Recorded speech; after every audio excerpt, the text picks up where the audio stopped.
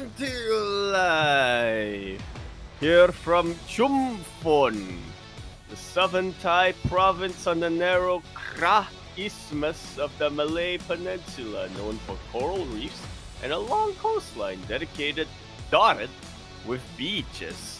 Don't know why I was right that. Anyway, we're here today after an extended break with round number 5 of the group stage of WTL 2024 Kodas Summer.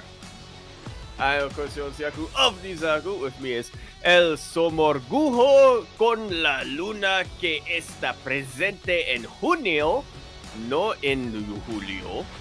We have Light_VIP. How we doing, Light? No en Julio, papi. No en Julio. What's up, everyone? Welcome back once again. As Yaku mentioned, World Team League was on a hiatus for a week because of DreamHack. DreamHack Dallas was last weekend, so there was no WTL, there was no Kung Fu Cup, but now without DreamHack Dallas, we are back at least for another week. I believe Home Story Cup is next week.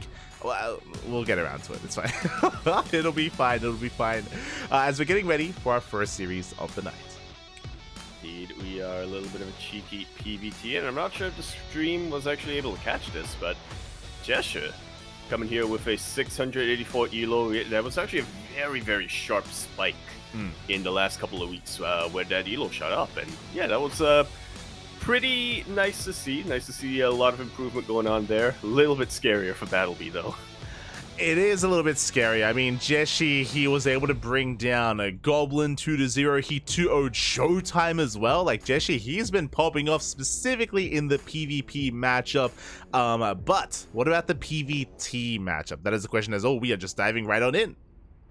Okay, over here in the top right, this is blue. Protoss Blade, this is representing Dragon KaiZi Gaming. It was Jieshi. In the bottom left, we have BattleB for Berserker eSports. Let's go. DreamHack has made me soft. Excuse me? Made me complacent. ESL Winter has made me complacent with the intros. What did you just say? It's made me complacent. It made me think we had time to do intros. But we don't. You don't have to tell me when you're hard or soft, Yaku. It's okay. It's okay. I couldn't remember the word complacent. So. Yeah, it's okay. It's okay. It's fine. Yeah. We know what you were saying. We understand. But we are diving into this, and so far standard openers here. But I'm excited, right? Like, when it comes to BattleB, I think he's been surprising us quite a bit here in WTL. He's been looking quite solid, despite the fact that he's been a little bit more inactive in online tournaments.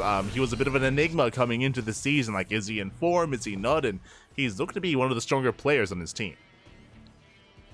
Yeah, definitely. He's been a little bit of a dark horse performer. I guess Berserker in general.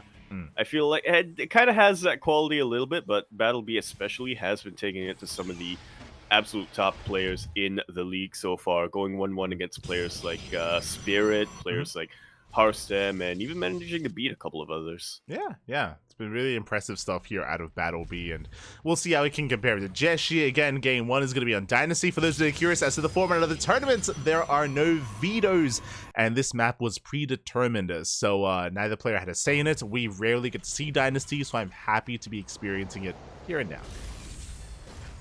As am I. I'm curious to see how our players decide to go about it, and already something a little bit interesting to note is that BattleB is going to be taking that gold base, which you don't normally see from Terran players.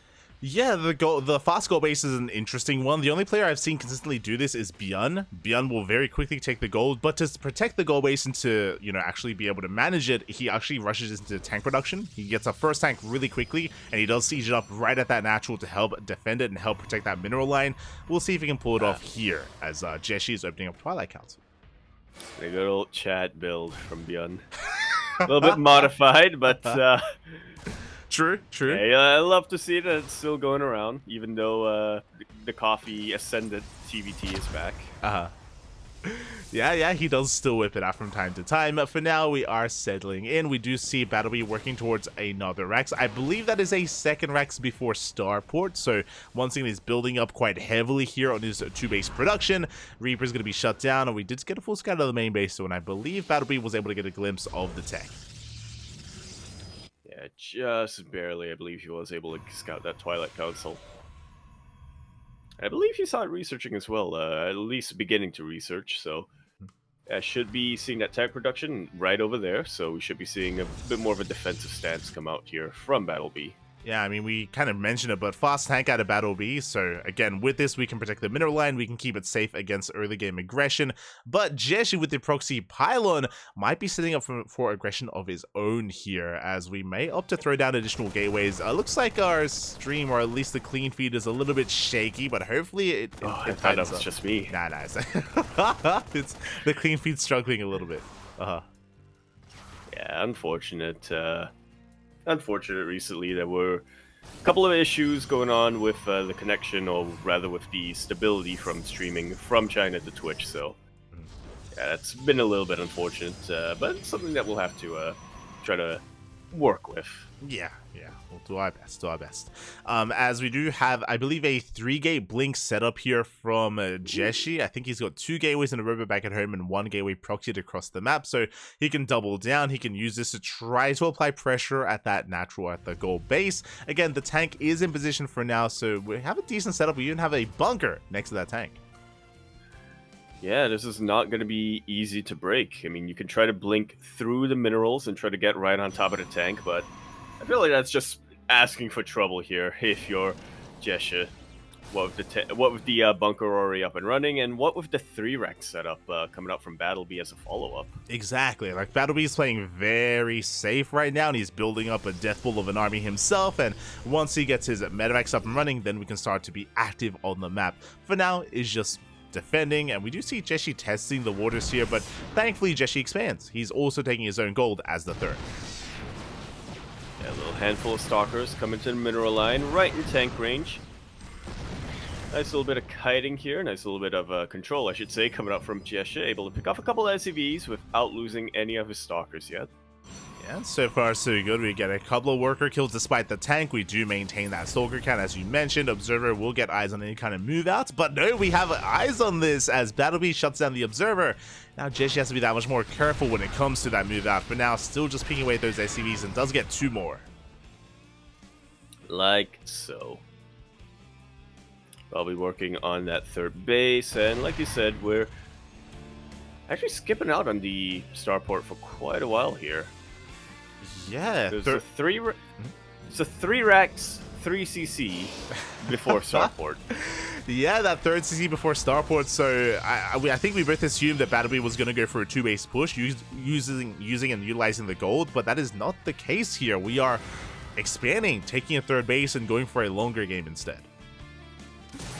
Yeah, this is interesting, to say the least. I mean, I almost feel like BattleB took the gold preemptively, assuming that Jieshi was going to take his own goal, and so he didn't want to get too far behind economically, but yeah, so far it does feel like he's underutilizing it a little bit.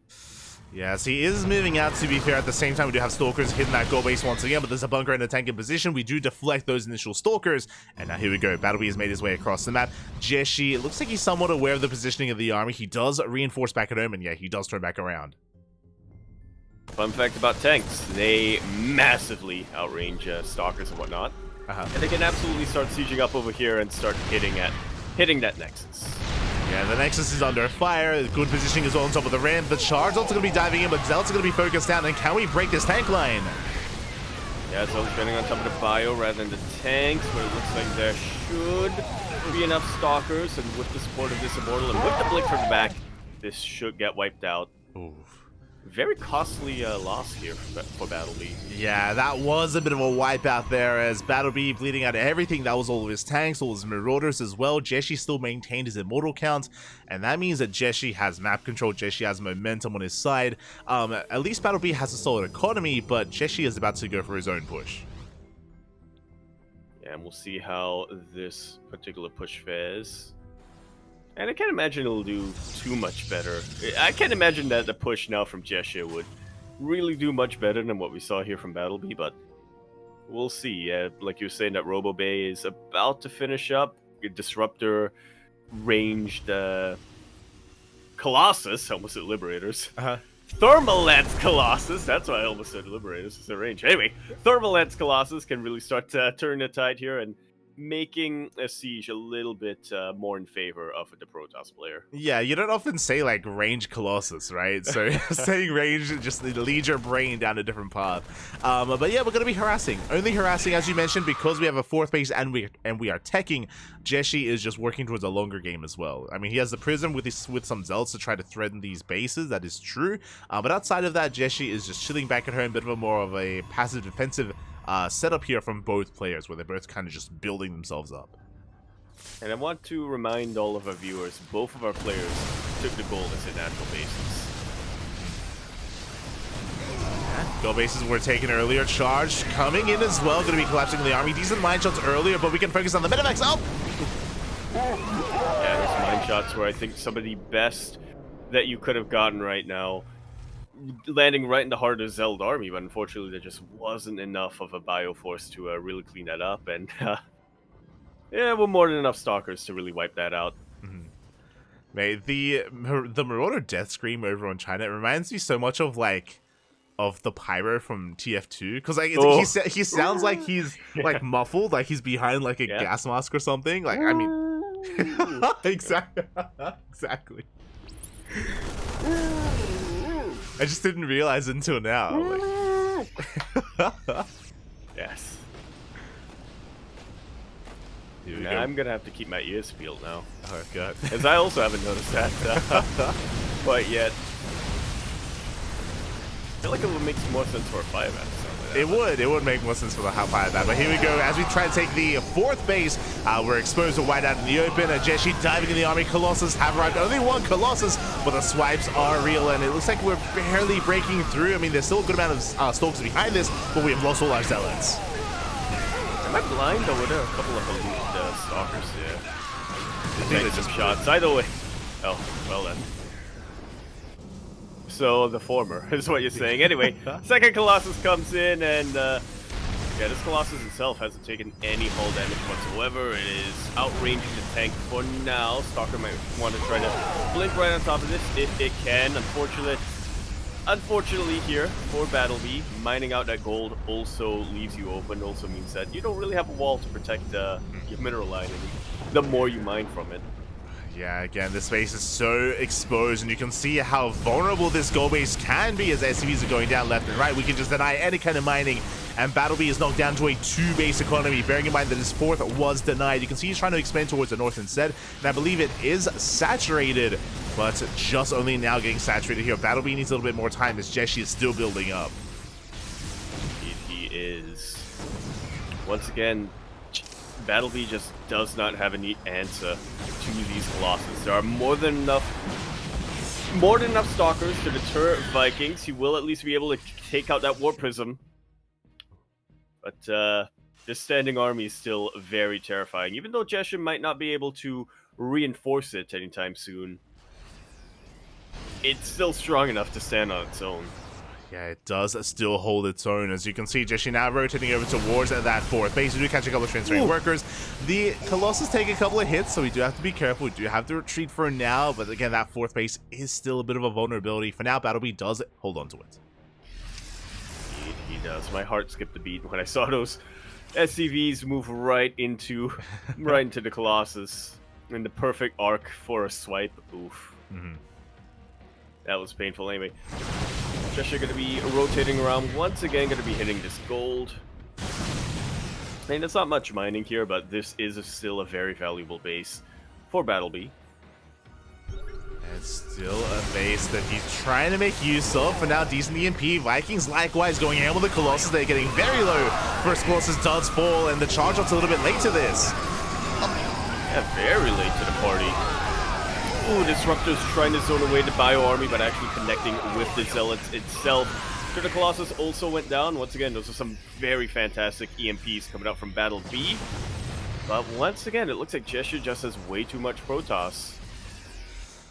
Yeah, again, the backbone of his army is still solid, and now we're getting into additional Disruptor production. As you mentioned, Disruptors and Colossus on the way at the same time. We still deny any kind of mining here at the gold. But at least the fourth base of BattleB, it's left alone. You know, it's up and running, it's fully saturated, and we are going to be able to hold on a little bit longer here. But again, the problem right now for BattleB is that he's just unable to push out, unable to really contest this army. He's just stuck defending this entire time. Yeah, he has once again, no answer to your army and no way to really be active on the map. He cannot afford to split up his army. He cannot afford to load up his medevacs, because if he does, he's just giving Jieshi a massive opening. Yeah, and likewise, he doesn't really have any medevacs to spare. He's focusing on Viking production right now to help against the Colossus. To be fair, there's only one. Nova goes off and does connect, takes down the Ghost. Yeah, really nice shot here for Jieshi. I was going to say, I do like BattleB kind of forcing engagements in this area because it is still a choke point. You know, he may not have as much splash damage as Jieshi, but still is able to get a concave. GG is called, and Jieshi is going to be taking game at number 1. GG, well, oh! He's got watermelon squares. Let's go. He's got Surquas. He has Surqua. Oh my god. It's massive. Making me hungry. But GG, well played. I've seen the most utilized map in ESL Masters. But anyway, over in the top left of the corner, it is Oceanborn. For Dragon KaiZi gaming, the blue pearl suggestion. In the bottom right, we have BattleB for Berserker eSports. Here we go. BattleB. And I'm sure this time is going to be a little more comfortable, right? We don't have to risk things with the goal base. We won't have to be anywhere near as exposed when expanding as well. So yeah, I'm excited to see what BattleB can bring to us and how he can contest against Jieshi in a much more standard game. As do I. Once again, I really think that BattleB has a lot of very strong timings, especially in TVP. That's what we've been able to see a lot of from him in the past couple of weeks. And Oceanborn is pretty much one of, if not the best map for that kind of style. Ghost River, arguably better, but I feel like that also makes it way too obvious. Yeah, it really can be. So we'll see how this all kind of comes together here on a map like Oceanborn. As he moves out across the map, we're going for the eBay block on the low ground, and already we're looking to disrupt the start of Jieshi, trying to force the unnatural natural. Now, if you remember, because of the Cyclone patch, now it is more common to pull the boys here and less common to expand, more common to expand elsewhere, but we're going to be pulling the boys, and we will be looking to deny that eBay. Gonna try to, no. Yeah, actually should be able to take it out. Cancel. Yeah, we go. Does cancel in time. Going for a bit of a delayed expansion here. Thankfully, there was only like half progression on the eBay. Like, it wasn't fully done up and like, you know, barely not finishing or anything like that. So it didn't take too long to deal with that. And yeah, BattleB gonna be able to take a nice little economic lead. Yeah. You lose a little bit of mining, but on the flip side, you are able to get a much more secure natural base. Yeah, definitely. As we're following this up, interesting, with not just a second Rax, so we're going to be throwing down a third Rax as well. Yep, here we go. We're going for a 3 Rax. Yeah, I love to see it. A little bit of a different 3 Rax coming in compared to the previous game, if I do recall correctly, which sometimes I don't, but if I do recall correctly, yeah, it was a 1-1 into a 3 Rax from BattleB. Yeah, because last game we rushed into the fast tank, if you remember, to defend the gold. So this time just more of a vanilla 3 Rax. This can hit quite hard, but we can see that Jieshi back at home is opening up Twilight Council, so a bit of a safer opener from Jieshi. He's not risking things or being too greedy with a Stargate Phoenix open or anything like that. But it's still on the Protoss player to scout to confirm what is going on. Very much so is. We should be seeing a sentry or two coming out from Jieshi for the Haluk Scout, as you were saying, but yeah, this is still a little bit of a scary moment right now for the Protoss player. You never know exactly what your turn opponents throw on your way, because you can see Jieshi scouting around the edges of the map with his probe as well, just because he wanted to be absolutely certain that BattleB wasn't throwing a cheeky little starport or cheeky little, well, yeah, usually a starport out in the middle of the map. did at least confirm that, was playing very safely. Now we can see the build of choice here from Jieshi is 2-gate blink into a third. So a very economic opener, so this is ideal for a BattleB. This means that there's going to be less stalkers to contest against this army, as we only have 2 gateways. So there's an opportunity for BattleB to get some damage done with this stim timing. A stim and combat shields are on the way. Indeed, they are, especially if Jieshi does decide to play a little bit greedier, and there we go. Third Nexus already down. Yeah, the third Nexus already down. This is before the Bay as well, so before any kind of Colossus production. There's no safety Immortal either. We're just focusing on Blink Stalkers, and again, we only have 4 Stalkers, and we're also back at home as well. Ideally, you want these Stalkers in the middle of the map to scout the move out, but we see nothing. None at all. Observer only now pops out of the Robo facility.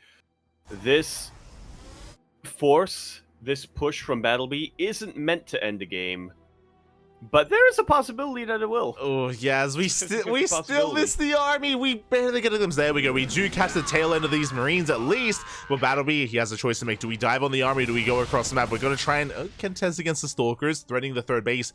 And with this army, we should be able to force a cancel. We'll see if we can. Yeah, at the very least. Battery out in the open. BattleB going for the throat. Yeah, he goes for the dive, overcharges pop, but his shield battery gets focused on immediately. We get into the middle line, probes are going down. And this is game-ending damage.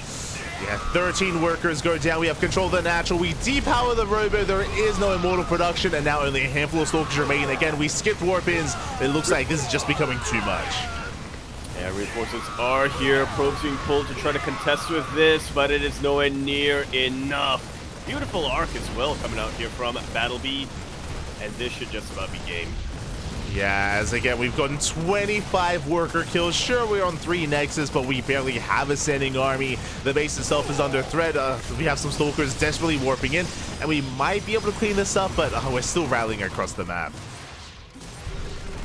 We are. You know, despite the power of the warp-ins, BattleB is still able to make it across the map. That's kind of the power of Oceanborn.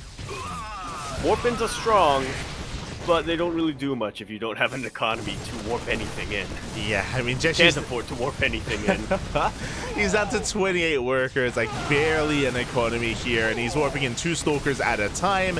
The blinks are good, don't get me wrong, but you can see here the base is getting lower and lower, and I don't see a world where we can even hold on to the Nexus itself. Concussive shells finished up, +1 bio finished up. 1 single chargelet is going to be holding a line and actually taking a lot of shots from those Marauder hits. Going to be able to chase this all the way back. So the third actually does survive. We hold on to the Can't third. Really say can't say the same about the probes, but the Nexus survives. The Nexus does barely survive, and we're just consolidating our army, building up our reinforcements this time towards another death bull of a Terran force. We scan, we confirm it's only 3 Stalkers. 3 Stalkers and 1 Zealot. Like, we barely have any kind of standing force for Jieshi. So BattleB just has to wait a little bit here. I mean, there's no rush, right? He doesn't have to keep pushing to break the third base. He can just chill.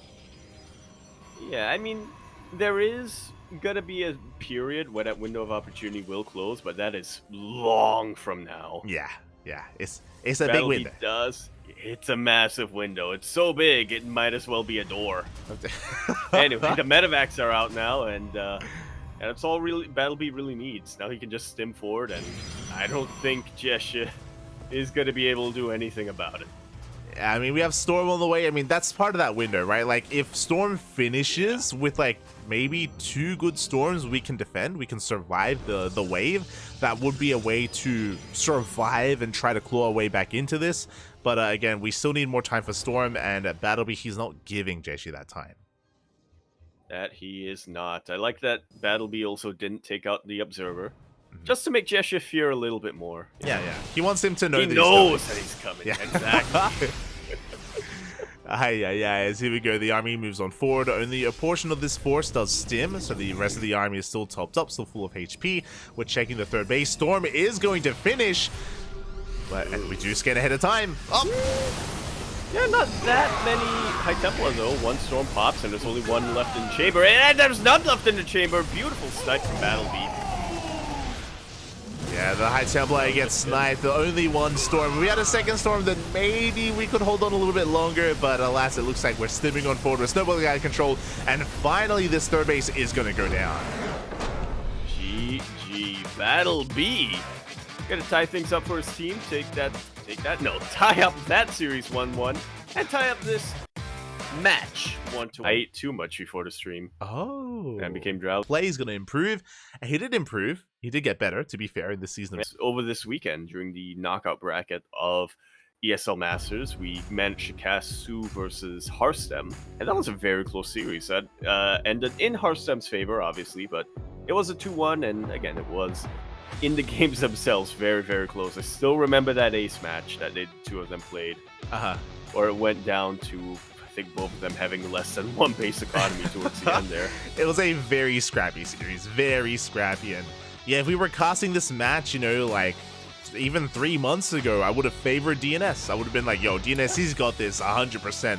But now it's a different Su.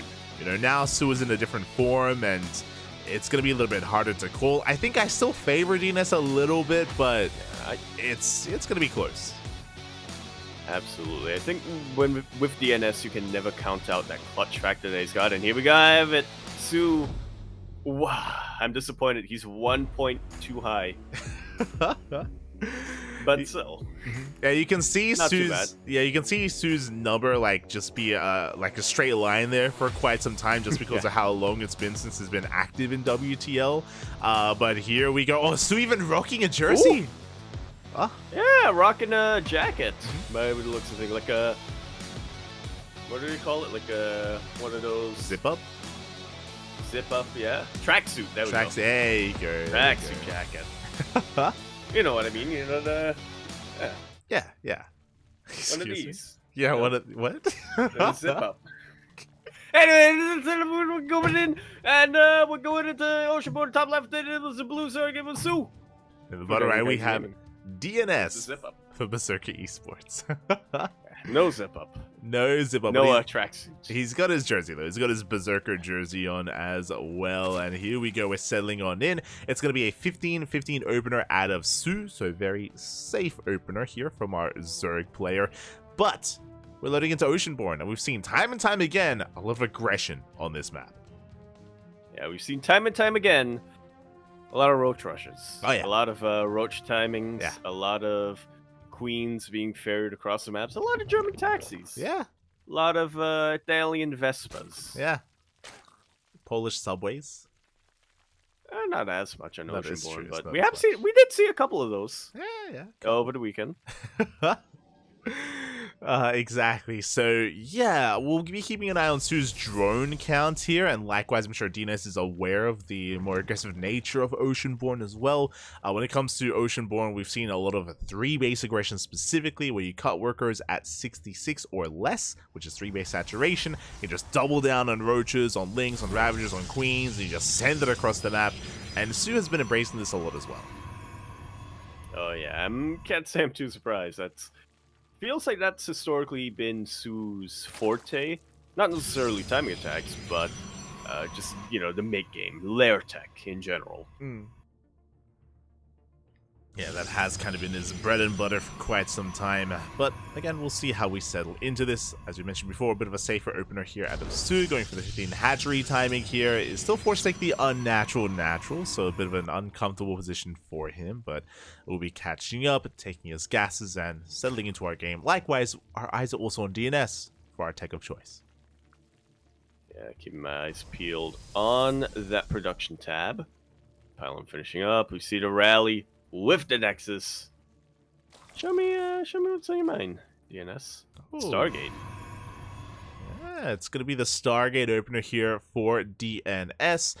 Should be into Oracles as well. Again, DNS kind of similar to Su in a sense, where DNS isn't really a hyper-aggressive player either. He does thrive in the mid-game, but DNS is not afraid to embrace a late-game situation as well. We've seen a lot of that over the past couple of years with DNS, where he can take it to some of the best players in the world in a longer late game. Yeah, I think that's a really good way of describing him. He likes the mid game, but he's not afraid of the late game. Yeah, he just prefer not to. Mm-hmm. Was there some players that are afraid of the late game, or like just maybe sometimes Like they're afraid me, of themselves in the late game. They're yeah. Oh, like me. I Like don't. late game is scary, man. You need to like you need to actually Uh huh. cast spells. Uh huh. Do you? You can't just stim. You can't just stim and just leave it at that. You need to you need ghosts to snipe. You need ghosts to EMP. Yep. You know. Yep. Keep going. You need to like use your brain. In the late game. You need to you need to like turtle. Which isn't scary, but just really fucking boring. It is. I understand what you're saying. You're an animal, Jakob, but you're not a turtle, okay? you're an ape. Exactly. Okay, you need to stim and win. Okay, that's how we go. I understand. Exactly. As Lings, they do manage to get across the map, and we get us around on 2 of these adepts. Not bad pickoffs here for Su. This will give him a little bit more breathing room as we get into this game. It's very commonplace to go into Oracle Adept harass, but that adept count is going to be a little bit lower coming into this mid game, as DNS is still stuck at home and hasn't achieved too much with these Oracles. Yeah. Su with that Zergling run by, it was a little bit more dedicated, so I'm sure he was hoping to get a little bit more damage, but like you said, he was already kind of able to set the tone or set the pace of this game. Already he is forcing DNS to adopt a more passive defensive style, which can only be good for Su, as we see him droning up very, very, a lot right now. Yeah, he is droning. Now, this is a really interesting kind of build order from DNS. I don't know if you noticed, but I believe DNS delays his Twilight Council. There is no Twilight Council. He's going for a Forge and a Robo for +1. This is very old school. We saw this a lot more prevalently last year, even like the beginning of 2023. This looks like +1 into like a Robo heavy style, into like Mass Colossus later on down the line with the second Robo and a Bay. And there it is. The Bay has been thrown down. So this is like a really defensive style, and it can really hit its stride as the game goes on. No! Yeah, it looks like Pulsar Beam was not activated yet, so Su actually able to get a couple of volleys off for free on these Oracles. Yeah, with that, we do get into the third base. 4 drones going to be going down. The Oracles will manage to escape. They're on low HP, but they could even force a cancel on the 4th base. Yeah, it looks like there should be enough energy here. Forces the cancel and even gets a drone. So 5 drones, pretty good, I would say, for DNS. Hasn't lost any of his Oracles yet either, although they are a bit more fragile now. He will have to be take a little bit more care of them moving forward. Oh yeah, as we have a look at the production tab, and there it is. There's the second Robo on the way. There's the initial Immortal just to be safe, but now we're getting to our Colossus production. Now, this should be a quadruple Colossus timing. We should be making 2 and then another set behind it, and with 4 Colossus, that's a big power spike here for DNS. Until then, though, DNS is going to be defending back at home. Yeah, he's, I don't want to say a little bit more vulnerable, because as you pointed out, he has double Robo production. He is going to be very, very solid defensively, but he's not going to be able to move out on the map, and Su does want to go for a little bit of a timing here. He is getting his roaches, but I think he has kind of caught on to the style that DNS is playing. He sees the wall and whatnot, so he's just going to get a bit of an earlier infestation pit and just try to out-tech DNS from here. One Oracle goes down, the other one not too far behind. A very important revelation here for DNS. Yeah, it does got that infestation pit. Yeah, it gets eyes on the tech, gets eyes on the infestation pit. The other big thing here is that, honestly, if Su was aggressive, he did go for a 3-base all-in, he would have found a lot of success. Like, this is DNS's army. DNS, he has, like, barely anything, and he even just now is making these Colossus. So up until this point, he was vulnerable, but that, like, window is closing here. Like, again, that Colossus count is getting higher and higher. There's that 3rd and 4th Colossus that we spoke about. They're now in production. Now working towards +2, charge, 4th base. Like, this army from DNS, it's gonna snowball out of control soon. Yeah, soon, but not now. I see what you did there. Su will find a little bit of, yeah.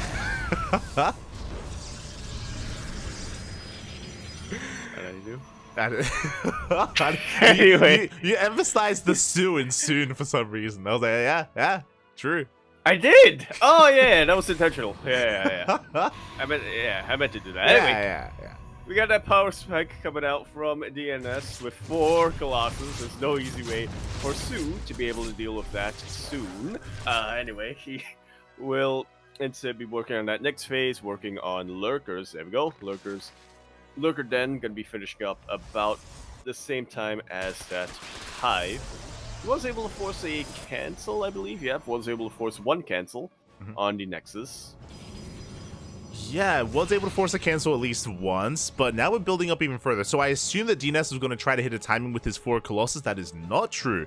We have a 5th Colossus coming out, and now working towards Storm and Mass Immortal. So DNS is being even more turtly than I assumed. He's going to be chilling back at home and building up this massive robo-based army. Yes, we are getting into all these Lurkers, that is true, but with the Mass Immortal that we're going to be seeing to support this, I mean, it's still going to be a tough hold for Su. Yeah, without a doubt. He's going to need the best positions. He's going to need to make full use of the high ground, which is difficult when your opponent has 5 Colossus and Oracles. But he's going to need to make use of that. He's going to need to make his choke points. He's going to need to make, as much as possible, delay DNS from moving out until after he's able to get his upgrades, which should be coming soon. And we spoke about how DNS is not afraid to embrace the late game. Well, we see a Fleet Beacon. Fleet Beacon's on the way. DNS, he recognizes that, of course, Lurkers are in production. He's like, okay, you know what? I just won't push. I would just chill, Stargates, Fleet Beacons, and get ready for Skytoss. Yeah. Chill, get ready for Skytoss, which Su doesn't really have an answer to. He does, however, have a Nidus on the way. Interesting. Okay, with this Nidus Storm, we can be a little bit more active and try to threaten the main. That is definitely true here for Su. For now, though, DNS is keeping up with the movement of Su, just focusing on defending, just maintaining control of his 3-4 bases as well. No 5th base yet from DNS, as he's now finally being a little bit active, but I don't really think he intends to commit too hard, as we have a Nidus across the map. And there's nothing there. And there's nothing there for DNS. He will warp in a bunch of Zealots, and yeah, okay, that should be dealt with now. But what about at the 3rd location? Yeah, Roaches are coming in for a counterattack at the same time. There's that recall to defend that base. We have a line of cannons, so we're safe and sound. And DNS is still being active, but he just used recall. This army is a little bit vulnerable. There's potential for maybe Su to dive on this and surround. Yeah, I can definitely try. It's a High Templar in the back, super exposed.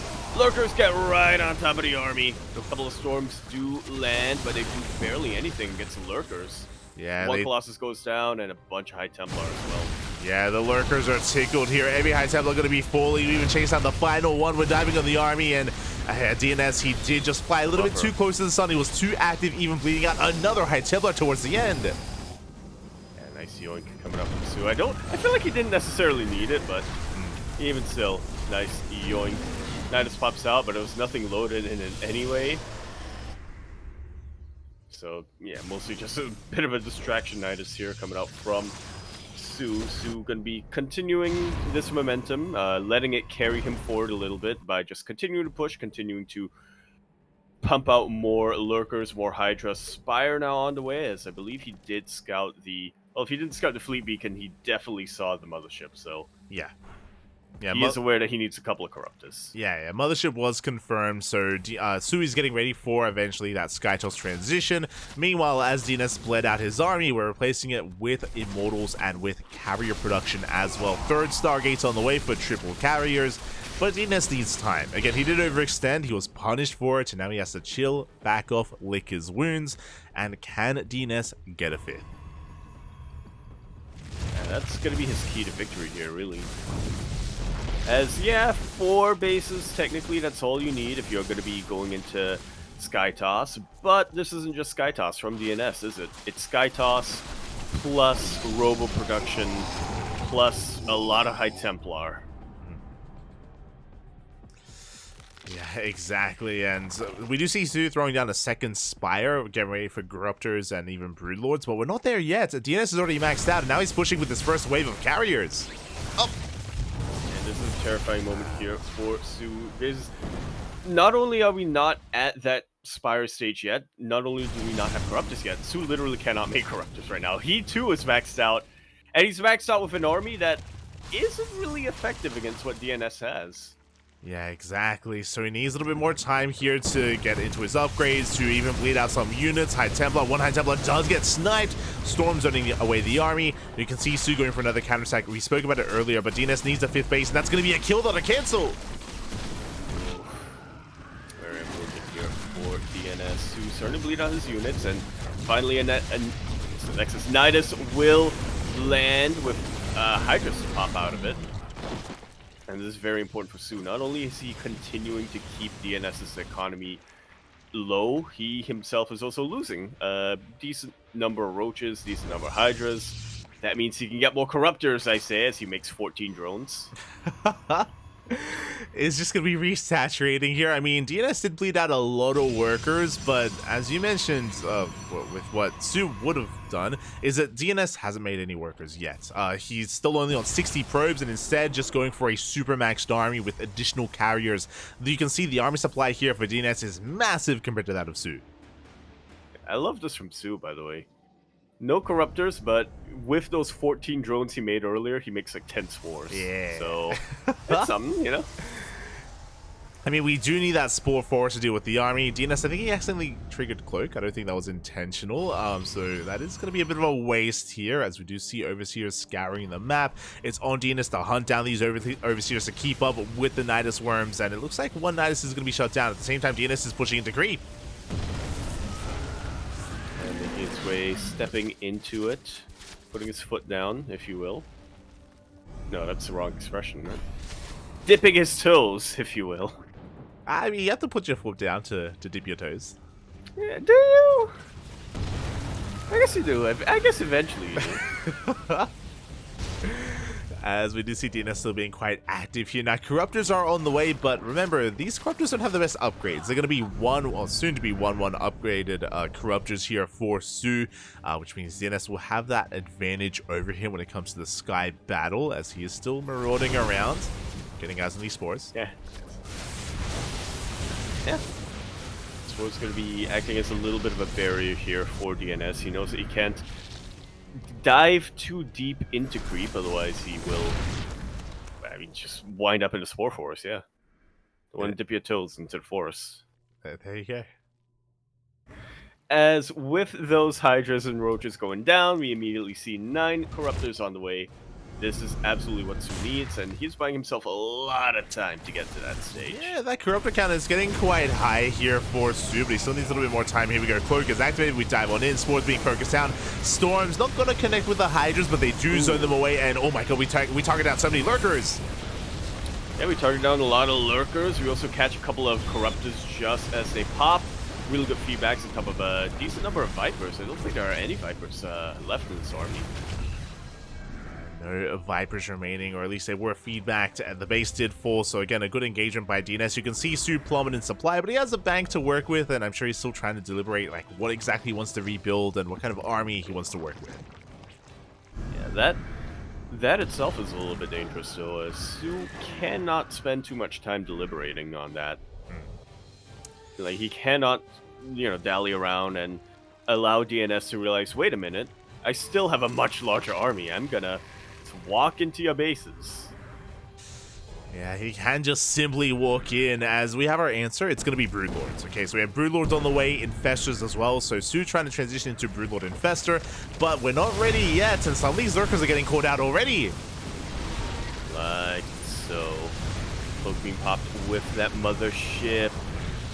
The Broodlords are here, but what can they do against cloaked up units? Well, a couple of these Archons weren't cloaked up, so they were able to take out a couple. So they were taken down a little bit. Really good target firing, though, from DNS. Could be able to take out every single Broodlord.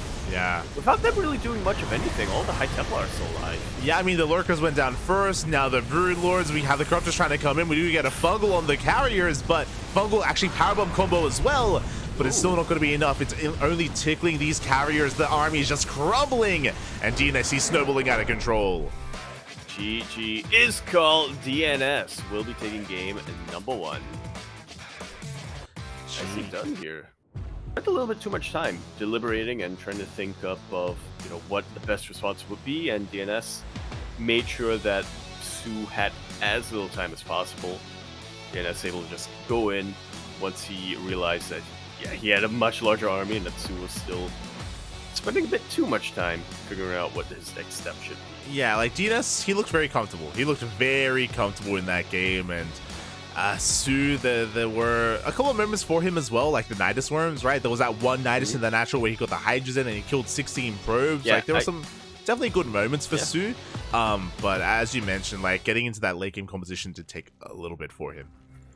Yeah. Anyway, we're going to continue to post here in the bottom left. Blue Zerg player, Dragon KaiZi Gaming Su with a suitcase in the background. At the top right, we have DNS for Berserker eSports leading the series 1-0.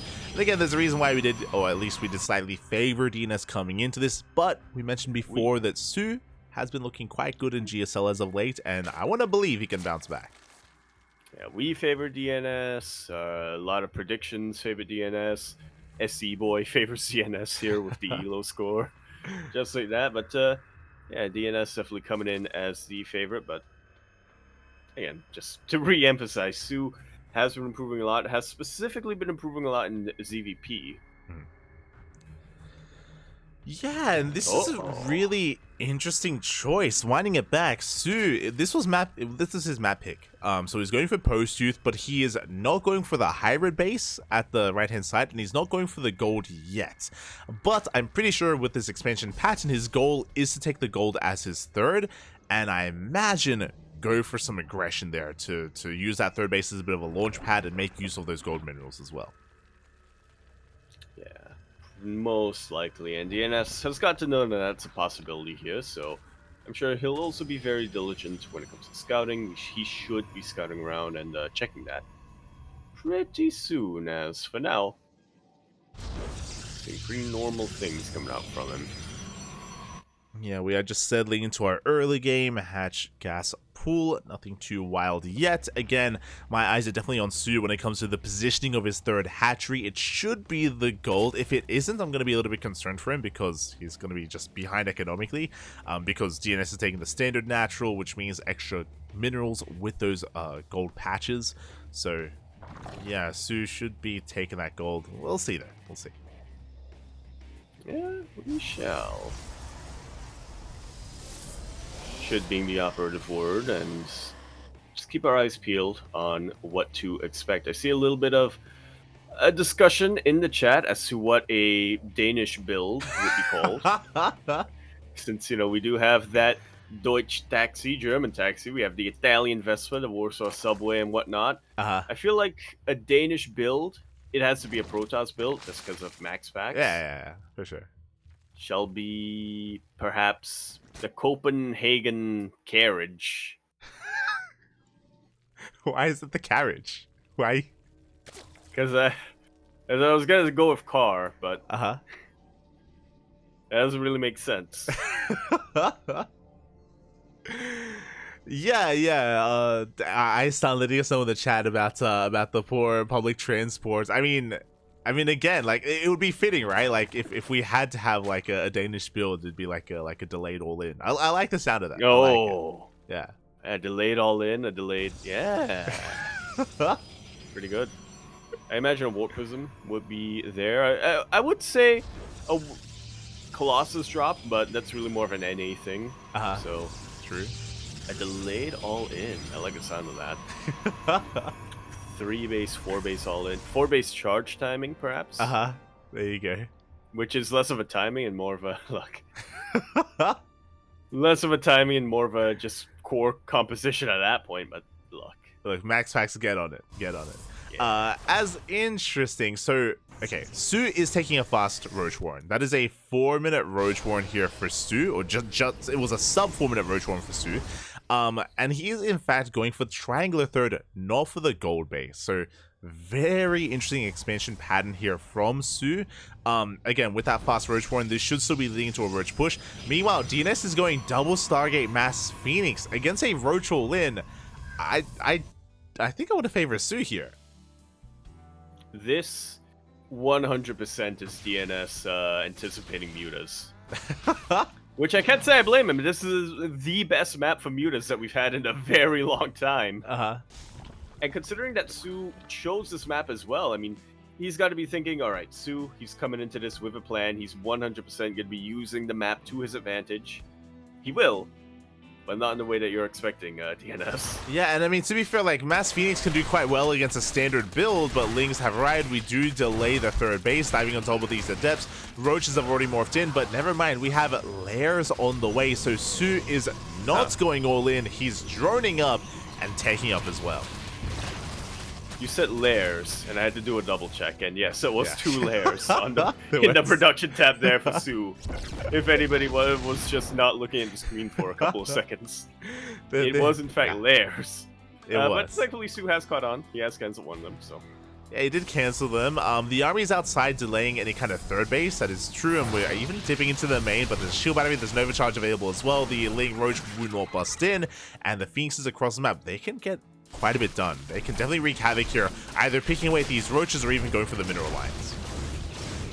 Yeah, this should just about shut down this aggression coming out from Su, but as you pointed out, we thought it was going to be an all-in, but it's not an all-in, so Su is not going to get that much done, but also it's not that bad for him. I mean, he delays a third for a very long time, which is really, really important as a Berserker player, obviously, but Yeah. I'm sure he would have expected, he would have wanted to do more. Well, I really like this for DNS, because now DNS has all these Phoenixes, and now we can just wreak havoc here. We shut down all the Roaches, we're diving on top of the Queens. Transfuse is solid, though. We do hold the line. We get one snipe on one of those Phoenixes, so DNS is forced back for now. Hydroden's on the way, but it's not done yet. What are our thoughts on the Hydra then, by the way, as opposed to say Corruptors? Yeah, I mean, Ling Hydra can work quite well here, especially because, like, we should have a ground army to support this. As we can see, we have a Twilight Council, Forge, and Robo. And these Phoenixes haven't done enough damage yet. Like, we got, like, one Overlord. Like, the Transfusers so far from Su have been on point. Yeah, I mean, just look at the worker disparity right now. DNS not only down a base, but also down, like, 13 workers. Su has just been doing a fantastic job of defending so far. Defending and also delaying the tech economy here of DNS, which I guess by extension would also delay the tech eventually, but Phoenixes are starting to come in. Queens are very low on energy now, so very, very good snipes coming out here for DNS. There we go. So many Queens go down. The damage finally being done here, but now we have Hydras on the way. Once the Hydras pop out, these Phoenixes won't be able to add too much really value here to the army. And the scary thing is with Ling Hydra, I don't think DNS can expand. Like, holding onto his third base, like, he's already struggling. He's really having a hard time expanding, and it's going to be even harder once the Hydras hit the field. Yeah, without a doubt. He did get a bunch of gateways, though. He is getting a Templar Archives now, so still very expensive for a 2-base economy, but it's more of a 2.1, 2.5 base economy, since one of them is a hybrid. DNS, if he is able to break out of this, if he is able to get a decent number of High Templar, if he's able to get a lot of charge slots, then he should be able to go toe-to-toe with the Ling Hydra army, as you said, but it's going to be a tough ask on 2.5 bases. Yeah, exactly. Like, you can see that Su is just surpassing and overwhelming the supplies here of DNS, at least for the time being. Third base is now on the way for DNS, but still not up and running yet, as we're just amassing more Hydras as we speak. Baliness is still on the way, so Chargelots can actually support this army quite nicely here. Depending on the angle of attack, DNS could try to take a fight. Yeah, I mean, he does have that window. No Banelings out on the map just yet. Once Banelings do get out, then that's going to be a bit of a different story, but they're not going to be here for a while. Yeah, as we hit the gold, we do see the Ling Hydra rotating around. That is a lot of Hydras, a lot of DPS behind that army. As the Phoenixes, they ignore those Hydras, they head into the main. 2 more Queens go down, and finally we're getting a little bit more done with these Phoenixes. Yeah, a lot of Overlords going down. Yeah, we catch 2. Sending Hydra. I was going to say, Su sending Hydras to deal with Phoenixes, which also hampers his ability to be active on the map a little bit. does. Meanwhile, DNS now getting his third base up and running, working towards +2. We do see Su supporting his army. Now the Baneling S is done, and now Su's pushing. He hasn't droned for quite some time. I don't know if you noticed, but Su has been stuck at 66 drones for like the past 3-4 minutes. And he's just been focusing purely on an army, and you can see Su just eclipse DNS here in the supplies. Like so. And now he's going for his major push. Bailing's speed not done quite yet, so a little bit less effective than it should be, I would say, but that's still an overwhelming number of Zerg. This is maybe not too much with the shield battery overcharged. Nexus will go down, however, and with that, yeah, it's just not much of backbone left. GG's called. Su gonna be tying us up 1-1, so our overall score 2-2. We only have one series left in this match. Well, I say one series. We could have an ace match. We could. GG, well played. Again, Su able to not kill his opponent with his early Ling Roach push, but was able to deny the third. And he just delayed. Goes a bit awry. I'm sure he is prepared. The sheep one. Have you seen the one where there's like a ditch? One, yeah. And like they help the sheep out, then it like freaks out, then jumps back in and gets stuck again. Speaking of jumping back in at the top, left hand side. It was a blue Protoss for Dragon KaiZi Gaming plus hero. And in the bottom left, we have GunGFuBanDa for Berserker eSports. Now, for a bit of context here, if either player 2-0s, that will be the end of this series, and it'll be the end of this matchup between these two teams. If it's a 1-1 score, then we go to the ace match. Indeed we do, and that's what I think we're all hoping for here. Not only would we like to see more StarCraft, but I think we would also like to see an ace match between two of our most clutch players coming out here. I wouldn't be opposed to a Su DNS rematch, not gonna lie, Light.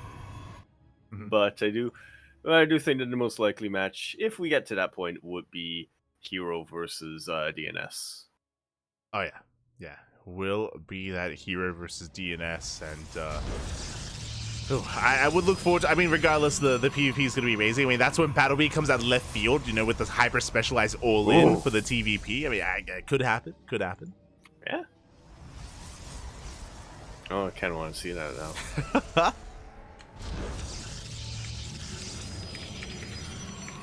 But yeah, for now, though, we are just going to be having a very, I was going to say a very normal PvP, but knowing Hero, knowing GunGFuBanDa, probably anything but.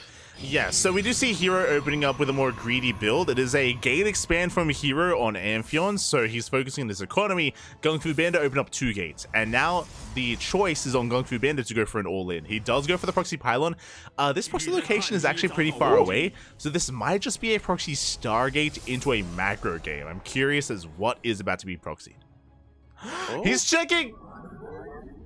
Up! Hero, he almost didn't catch it. GunGFuBanDa almost got away with it, but Hero has proxied many times himself on this map, and he knows exactly what the location would be. Yeah, exactly. Here we go. So GunGFuBanDa is going for a macro game. We do see the Stargate on the way for GunGFuBanDa. That's going to be for Oracle Harass, and we should be expanding and taking our Nexus on the low ground. Meanwhile, Hero, actually, the turns have tabled. Hero was set up to expand. He throws down a rover, and that is another gateway. Hero, it looks like he's going for his own one base all in. Look what you made me do. Hero is, I'm sure, thinking right now. And that's another gate. Yeah, it's a one base all in from Hero. Yeah, one base, 3 gate Robo. Should be seeing a Warp Prism. Should be seeing a couple of Immortals as well coming out here. GunGFuBanDa gonna try to scout, but we do have a full wall. GunGFuBanDa, I believe, scouts to 2 gates, but I don't believe he's been able to catch eyes on the Robo. Yeah, he hasn't seen anything in the main yet. Now, we do see GunGFuBanDa going for the Oracle. The Oracle will be able to harass across the map and potentially get a lot of economic damage done, but GunGFuBanDa still is unaware as to what exactly is coming his way. As Hero, he's sending out everything across the map, already gaining ground in the main base. Diving on top of the Stalker. One Stalker going to be going down. Yeah, kind of power of having the additional Zealot here. Oracle forced to be kept at home, so once again, no scouting information. Pulsar Beam also activated. So if we get a couple more warp-ins of zealots or anything like that, yeah, that's gonna be disastrous here. Yeah, interesting. So Hero, he is warping in, but only sentries. He delayed his warp in to expand. He is making an expansion back at home. Looks like he has recognized that his opponent is not expanding, so may as well take a lead here as force fields are thrown down. Sentry will get picked off. Good snipe from Hero. That was pretty much the epitome of you're not locked in here. I'm not locked in here with you. You're locked in here with me when we saw all those force fields go down. And we saw one sentry and one stalker in there. Gateway will go down. That's once again going to hamper GunGFuBanDa's ability to continue to produce warp in. He's hinging a lot on these two oracles going across the map to do damage, but Hero already has that shield battery in his mineral line, already warps in a couple of stalkers. These oracles with pretty good control, honestly, will be able to pick off a couple of probes, but that's not going to be enough. Yeah, and we do see GunGFuBanDa, because it's been contained, throws down additional gateways. So now it's going to be the turns have tabled again. the turn keeps tabling over and over again. Here is expanding, going for a more economic build. We do see GunGFuBanDa throwing down additional gateways, going for his own one base all-in. Now, Hero should be aware of this. Again, he does confirm that there is no expansion, so he should be playing this out safely, and ideally we should be getting some Immortals back at home. I feel like that should just be the tagline of TVP. The turns have tabled again. Of PvP. I think I said TVP, but that should just be the tagline of PvP. Yeah, as again, GunGFuBanDa is contained. His 4 gates are getting up and running. Blink is on the way. Additional stalkers as well. Again, Hero just has to be careful here with the kind of the beast that he's created, right? Like, he's kind of forced this all in out of GunGFuBanDa, and as long as he can handle, as long as he can deal with it, he's going to be okay. He has not started up Immortals back at home. He's still relying on these warp-ins, but GunGFuBanDa does have the stalker lead. Yeah, it's got quite a number of stalkers. No blinks as of yet from either player, so Hero with this Warp Prism can still get a lot done if his juggling is on point. Obviously, he also has these sentries, so force fields are going to be very, very helpful at this stage of the game. Yeah, Hero, though, more than content to just contain GunGFuBanDa. He knows that there's no reason for him to push up this ramp. He even gets an Oracle. The Oracle gets sniped force field ahead of time, and now I think it's a good moment for Hero to get the hell out of here. Again, he picks up these depths for free. 2 depths going to be going down. The force field holding strong. Blink is finally done, but by the time it finishes, Hero, he's already making his way back home. Like so. Real good use of the Observer to be able to catch that Oracle with some stasis wards. Oh, the stasis! Hero, he's rallied, but he has one stalker forward in front of all the rest, so yeah, that's not as disastrous as it could have been here, but Hero Blink did finish up for him, so yep. Yeah, I mean, that could have been huge. That could have been a massive stasis trap, but only catches one stalker, and you can see Hero now taking a defensive position, even proactively pushing out across the map, and we force the GG! We do force the GG. GunGFuBanDa contained for way too long, recognizes that yeah, he's just been caged for way too long that he wasn't allowed to grow. He wasn't allowed to get bigger. Hero with a stalker count that can really rival that of GunGFuBanDa's is just exponentially going to get higher and higher from that point forward. Yeah, exactly. Just really nice play there from Hero, just being one step ahead every single time. Was able to scout and deny the initial proxy, was able to contain his opponents, was able to eventually macro out of Hero's initial aggression, and was able to shut down the follow-up all-in from GunGFuBanDa. So again, it felt like Hero was the puppet master of that game, kind of forcing GunGFuBanDa to kind of dance to the beat of Hero's drum. And now we're getting into game 2. We'll see if GunGFuBanDa can bring it back. We shall. He needs to bring it back to be able to... Well, yeah, because you can't. It'll melt. God damn it. I don't know if I left blue. Protoss, Deep Dragon KaiZi Gaming. We got a boss. It was Hero. Straws now? Is that something? We have metal straws. Oh.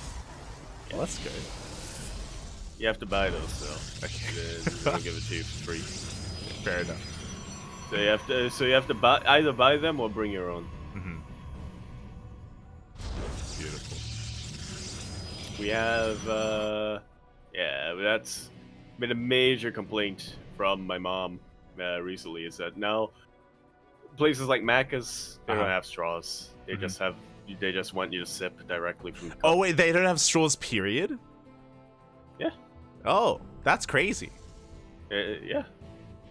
They just give you like a cap, and then you have to drink directly from the cup. It's crazy. Okay, we still have straws. I know there we have like paper straws now, which are less than ideal. I've heard about those. Yeah, and there are a select few Well- amount of Maccas in Australia that still sell, or they still have plastic straws, and people love it, and they travel long distances just to get plastic Far straws. and wide. Yeah. Through the outback. Exactly. They go on a journey. You know, you cannot simply walk to get plastic straws. No, you have to journey across land. Exactly. Cross the kangaroos. Yeah. You But have it's to worth pass the koalas Yeah. in the test. Yeah. The Balrog, the wombat. it. That's what the Balrog is. Yes, the wombat. Yes. Crazy. I imagine a one advantage to paper straws, though, because I heard they get mushy and whatnot. They I do, imagine yeah. one advantage of that, you can digest them. What? What are you talking? You don't have to You're worry- like, you don't have to worry could- about littering. You're like, You you can could just- eat yeah, you can it. just You could digest also. them. It's like, what do you mean? You're never going to. What are you talking about? What kind of situation are what you in, you're meant to Yaku? do. Where you have to eat the paper straw?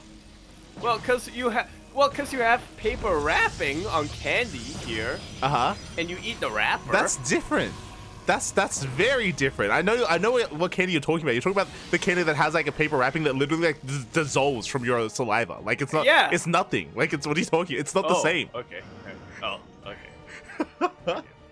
Apparently, it's different. Okay. God damn it. But what do you think the straw that we're drinking out of like dissolves as soon as it hits the water? Then how can you drink? Well, no, but I imagine it's like you can. No, but I imagine like you can. When you get to like towards the end, you can stir it.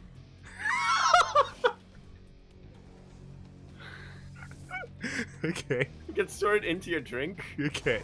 Towards the end there. This is a very different kind. It's like a straw made of cardboard. Okay, like cardboard is not melting into your drink. I see. Okay, I'd be concerned if your cardboard straw is melting. What are you drinking, Yaku? Because What's you in can your have cup? like bread bowls, and you eat the bowl.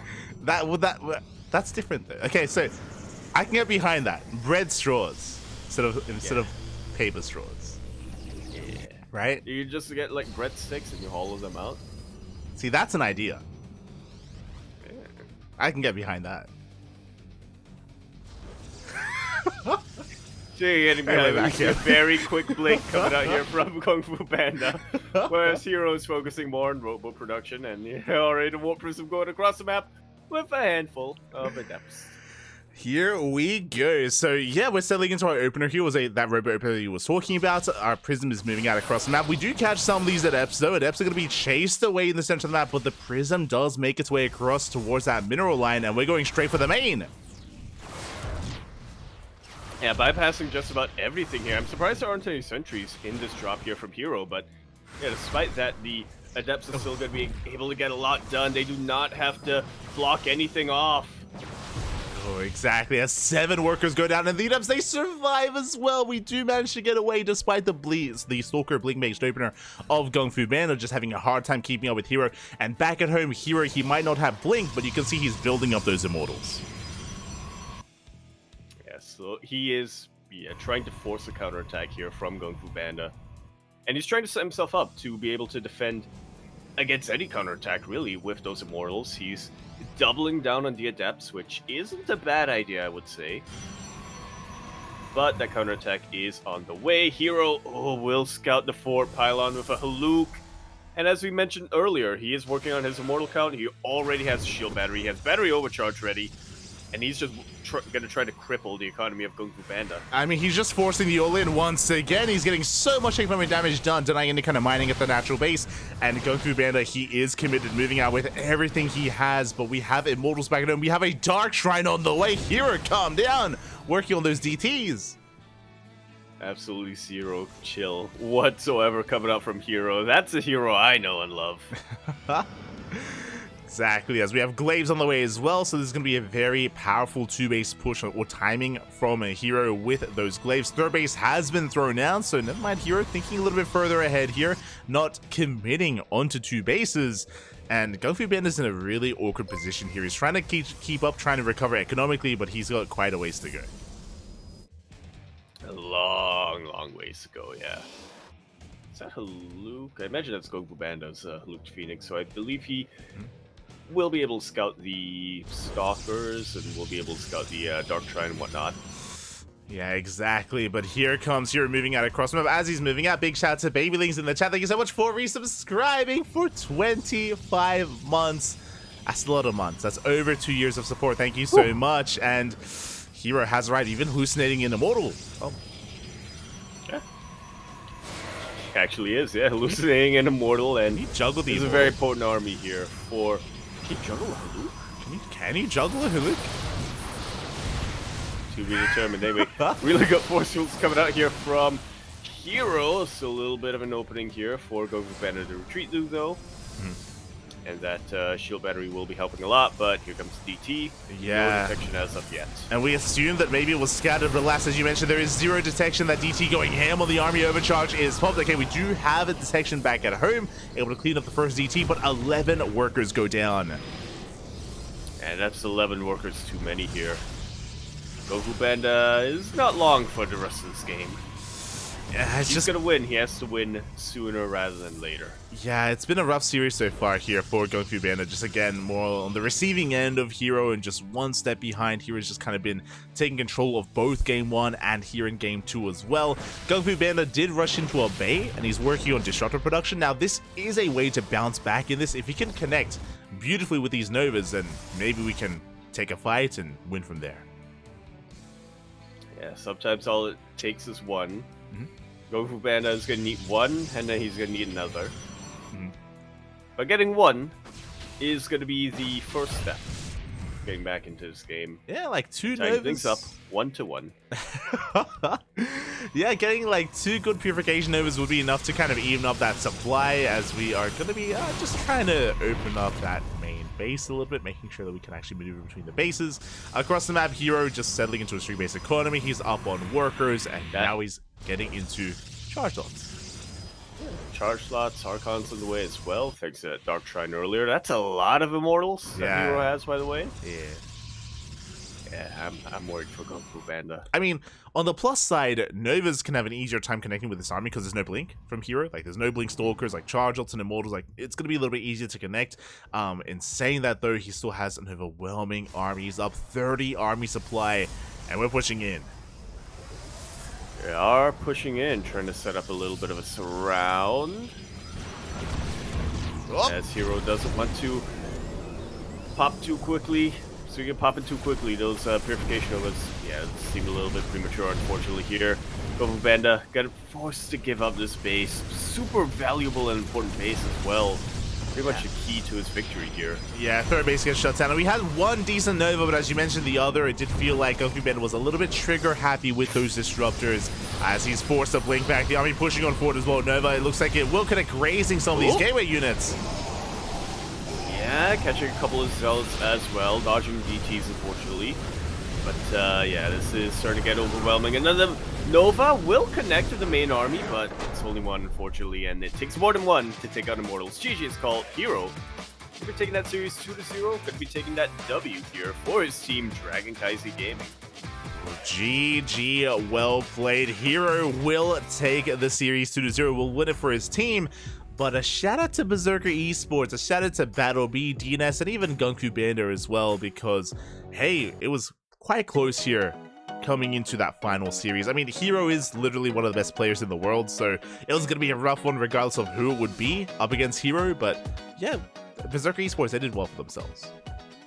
Yeah, Berserker eSports once again proven to be a bit of a dark horse in WTL, and they were absolutely the underdogs coming into this match, but they were able to hold their own for quite a bit. They were able to get a lot of ties, and like you were mentioning, GunGFuBanDa as well was able to have moments of have a couple of moments of brilliance here against Hero. Unfortunately, it was up against straight up, I think, the best PvP player in the world right now. So Yeah, wasn't quite able to translate that into a tie, but still a really good performance nonetheless. And I absolutely expect Berserker eSports to just continue to do well enough to make it to the playoffs here. Yeah, exactly. It wasn't one-sided by any means, the series, I mean. So from here, we're going to be going on a short break. You can see the timer on screen, and when we return, we'll have our final best of 7 of the night. We'll have Basilisk versus Psystorm Navi. Yeah, battle of the two uncreative logos. See you soon. I'll see you then.